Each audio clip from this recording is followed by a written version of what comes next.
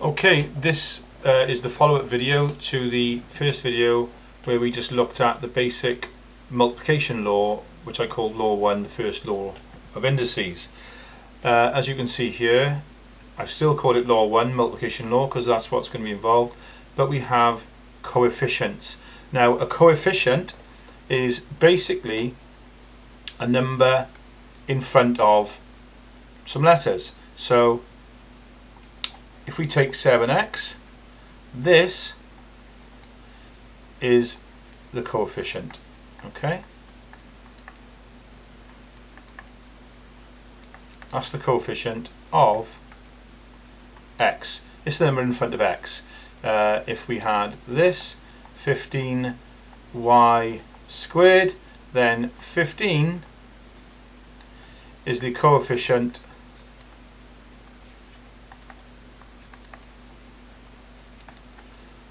of y squared.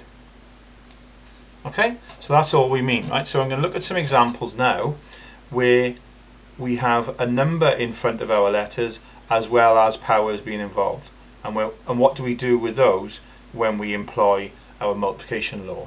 So again, we're going to look at an example over here. So I'm just going to write example 1.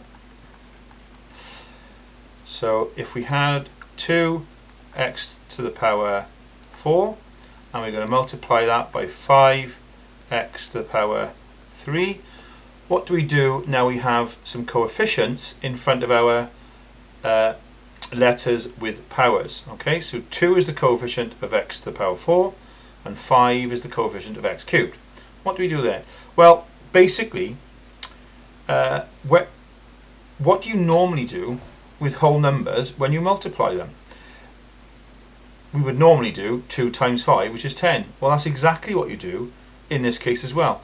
The multiplication law is a law of indices, so we only employ that law to the powers, to the indices. We only add the powers.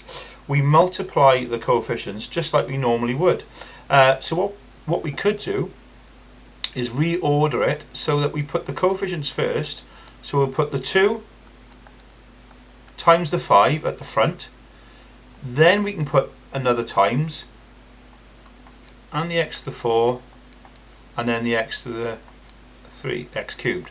Now all I've done there is break this apart, put the coefficients in the front and the letters with the indices on the end, okay, because that is the order of things normally, isn't it? We always put the numbers in front of our letters. Remember, 2x to the power 4 means 2 times x to the power 4. We don't write times signs when we write these algebraic terms because they look like x's. Yes, I've written a times sign there because I'm asking you to simplify this.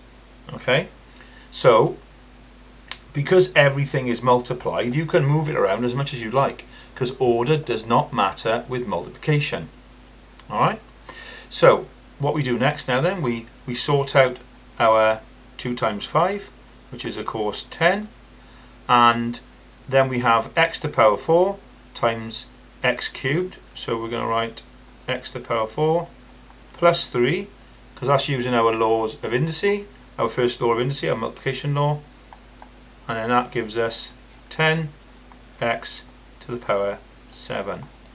So you can see, if we have a coefficient in front of our algebraic terms, then you just multiply them in the normal way. So 2 times 5 is 10. X to the power 4 times x cubed, add the powers, x to the power 7. Okay, we'll look at one more example. Stand up a second.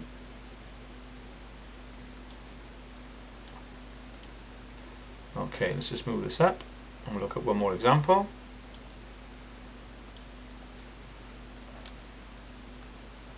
Okay, example 2. Let's do 7y to the power 5 multiplied by 3y to the 8. Okay, let's have a look.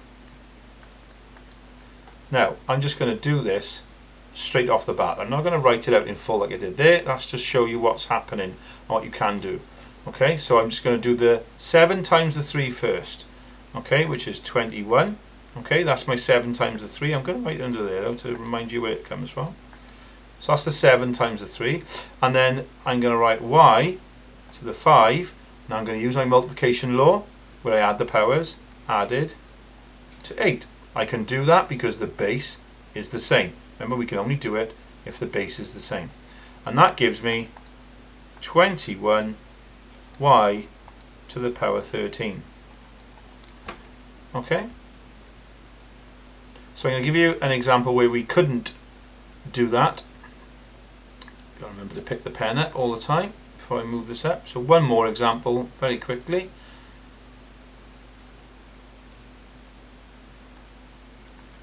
Example 3. If we had 4x to the power 5 times 3y to the power 4, in this case we can multiply the two numbers together, the two coefficients I should say, the two big numbers. We can still do that and get 12, but I cannot add those powers up and employ my multiplication law because our bases are different. We've got x there as a base in that term and we've got y as a base in that term. So when the bases are different, all you can do is just write down what they are. No time signs, because we don't write time signs, multiplication signs, with our algebraic expressions, because they look like an x. Okay, so let's just quickly recap. If we have different bases, but we have coefficients, we can multiply the coefficients as normal, as we did up here. So 4 times 3 is 12, but because our bases are different, we cannot add the powers, so you just literally write x to the power 5 and y to the power 4. Okay, that's it. Thank you very much.